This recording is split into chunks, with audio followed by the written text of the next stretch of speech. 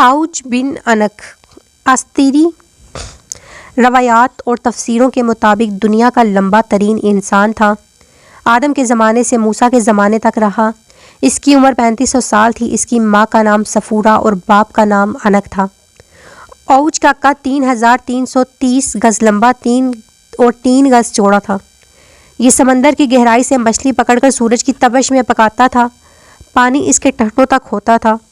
طوفان نوح میں اوج بن انک کے بچنے کا سبب یہ تھا کہ حضرت نوح کو کشتی بنانے کے لیے ساگوان کی لکڑی کی ضرورت تھی، مگر اس کو اٹھا کر لانا ممکن نہ تھا۔ اوج بن انک وہ لکڑی شام سے اٹھا کر لایا۔ خدا نے بوجہ اس عمل اسے غرق ہونے سے نجات دی۔ صحابی انس نے ایک بانس لے کر ناپا جو 50 یا 55 ہاتھ کا تھا، پھر اسے گاڑ کر فرمایا ان انبیاء کے قد اس قدر لمبے تھے۔ موسیٰ کا قد 10 گز اور عصا بھی 10 گز لمبا اور چھلانگ بھی 10 گز لگائی تو اوج بن انک کے ٹخنوں تک پہنچ سکے، اور اوج مر کر دریائے نیل پر پل بن گیا تھا۔ اللہ نے موسیٰ کو شام سے ظالم لوگوں کو نکالنے کا حکم دیا۔ موسیٰ اور ہارون جب اپنی قوم کے ساتھ کنعان پہنچے تو ان کو حکم دیا کہ وہ ملک شام جا کر وہاں کے لوگوں کے حالات معلوم کریں۔ جب یہ لوگ وہاں پہنچے تو انہوں نے وہاں ایک بہت بڑے قد و قامت والا انسان دیکھا، جس نے جب ان کو دیکھا تو اس کے بارے میں پوچھا تو انہوں نے اسے اپنے بارے میں بتایا۔ تو اس نے ان سب کو پکڑ لیا اور ساتھ لے گیا اور اپنی بیوی سے کہنے لگا، دیکھو یہ سب میرے ساتھ لڑنے کے لیے آئے ہیں۔ یہ کہہ کر انہیں زمین پر رکھ دیا تاکہ انہیں چونٹی کی طرح پاؤں سے مسل دے، تو اس کی بیوی نے کہا، ان کو چھوڑ دو، یہ کمزور ہے۔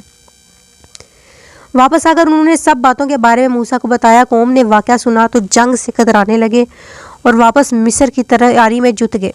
موسیٰ نے اپنی قوم سے کہا، تم گھبراؤ مت، کیونکہ اللہ کا وعدہ ہے کہ میں تمہیں ان کافروں پر فتح دوں گا۔ تو قوم نے کہا، اے موسیٰ تو جان اور تیرا رب دونوں جا کر ان سے لڑو، ہم تو یہی بیٹھیں گے۔ موسیٰ ہارون کے ہمراہ ملک شام روانہ ہو گئے۔ جب اوج نے ان کو دیکھا تو چاہا کہ پکڑ کر چونٹی کی طرح مسل دیں۔ موسیٰ کا قد 70 فٹ اور انہوں نے 70 فٹ اچھل کر اپنا عصا جو کہ موسیٰ کے قد کے برابر تھا اوج بن انک کے ٹہنے پر مارا، جس سے وہ گر کر ہلاک ہو گیا۔ کہا جاتا ہے موسیٰ نے اس کے ڈھانچے کو اٹھا کر دریائے نیل پر رکھ دیا اور ایک عرصہ تک وہ ڈھانچہ دریائے نیل پر گزرگاہ کا کام دیتا رہا۔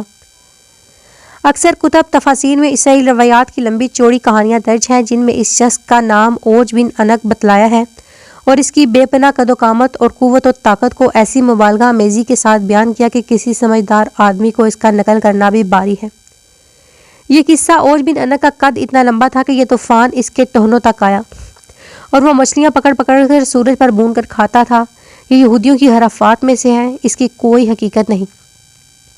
ابن مندذر نے اپنی تفسیر میں اوج کا قد 13,000 گز نقل کیا کہ وہ سورج کے برابر گھومتا پھرتا تھا، لیکن پھر خود لکھتے ہیں کہ اس طرح کی اصل باتوں کو صحابہ کی طرف منسوب کرتے ہوئے بھی انسان کو شرم آتی ہے۔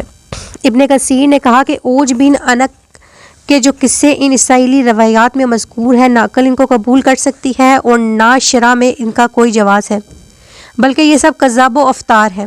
بات صرف اتنی ہے کہ قوم عمالقہ کے لوگ چونکہ قوم عاد کے باقیات تھے جن کی ہیبت و ناک قد و قامت کا خود قرآن کریم نے ذکر فرمایا ہے، اس قوم کا ڈھیل ڈھول اور قوت و طاقت ضرب المثال تھی۔ ان کا ایک آدمی قوم بنی اسرائیل کے 12 آدمیوں کے گرفتار کر کے لے جانے پر قادر ہو گیا۔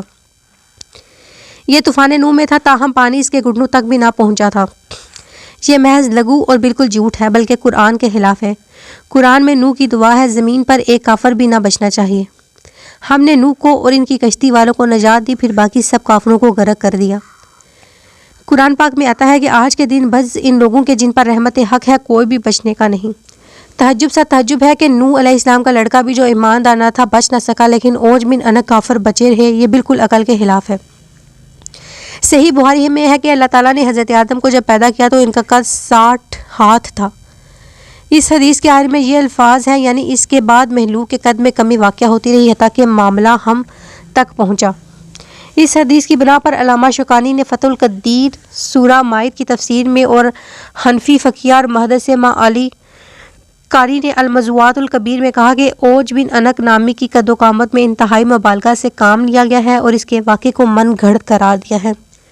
بہرحال اوج بن انک سے متعلق جو مواقف الفطر باتیں ہیں وہ سب عقل و شعور کے خلاف ہے۔